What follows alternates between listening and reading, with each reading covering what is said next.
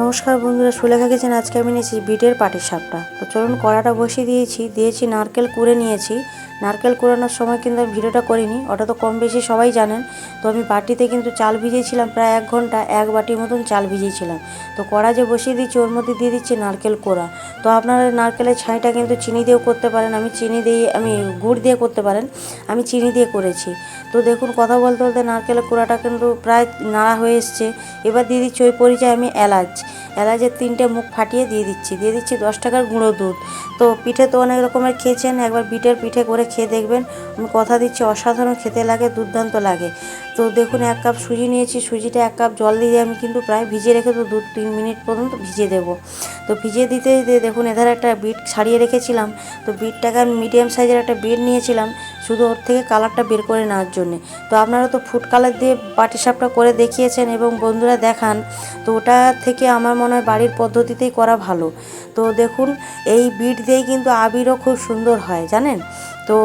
তো দেখুন, কথা বলতে বলতে প্রায় সুজি ভিজিয়ে গেছে। ওর মধ্যে দিয়ে দিচ্ছি 3-4 বাটি মতন ময়দা।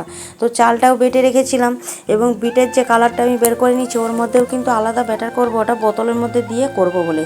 তো চালও বেটেছিলাম, চালের ব্যাটারটাও নিয়ে নিলাম ময়দা। তো ওর মধ্যে মিশিয়ে নিয়ে আমি সুন্দর করে একটা ব্যাটার তৈরি করে নিচ্ছি। ব্যাটারের থিকনেসটা ঠিক এইভাবেই হবে। তো 2 রকমের ব্যাটারটা তৈরি করছি। এটা যেহেতু বলতলের ভেতরে দেবো বলে, আমার কিন্তু ছিল একটাই পদ্ধতি করার জন্য। তো বাচ্চাদের বায়নার জন্য আমাকে 2 রকমের পদ্ধতি করতে হচ্ছে। তো দেখুন, কথা বলতে বলতে ময়দার মধ্যে আমি লবণ দিয়ে দিয়েছি, দিয়ে সুন্দর একটা ব্যাটার তৈরি করে নিচ্ছি। মানে কি বলবো, অসাধারণ দেখতেও লাগছে বিটের কালারটা। যে আমি তো ফুড কালার দিচ্ছি না, আর বাচ্চাদেরও কোনো শরীর খারাপের কোনো ব্যাপার নেই। তো সেই বোতলের একটা চাপার মধ্যে আমি একটা ছোট্ট পিরেক নিয়ে ফুটো করে নিয়েছি। তো দেখুন, তার মধ্যে আমি দিয়ে দিচ্ছি ব্যাটার। তো আমি 3টে উপকরণ নিয়েছি, আপনারা যে কোনো 2টো উপকরণ বেছে নিতে পারেন।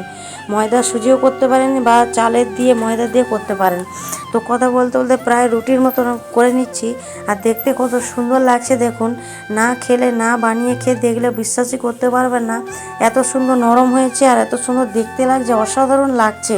তো বাচ্চাদের বায়না করেছিল, ঠিকই করেছিলাম, সবাই খেয়েছি, ভীষণই ভালো লাগছে। এবং আবারও বানাতে বলেছে। আমার তো বাড়িতে বিট গাজর তো প্রায় থাকে, আবার আমি বানিয়ে খেয়ে দেখব। তো আপনারাও কিন্তু অতি অবশ্যই খেয়ে দেখবেন, কেমন লাগছে কমেন্ট করে জানাবেন। কমেন্ট শেয়ার লাইক অবশ্যই করবেন, তাহলে নিত্য নতুন ভিডিওতে আমার এইভাবেই ভালো লাগবে। তো পরপর আমি কিন্তু করে নিচ্ছি, আপনারাও এরকম বানিয়ে খেয়ে দেখুন। ভাবছেন বিট পড়ে আছে, ঝটপট করে বানিয়ে ফেলুন, আর বাচ্চাদেরও বায়নাটাও মিটিয়ে দেন। মায়েদের বায়না তো মায়েদের কাছে, বাচ্চারা বায়না করবেন তো কার কাছে করবে। কথা বলতে বলতে আমার পাটিসাপটা রেডি হয়ে গেছে, আপনারাও বানিয়ে খেয়ে দেখুন, ভীষণই ভালো লাগবে।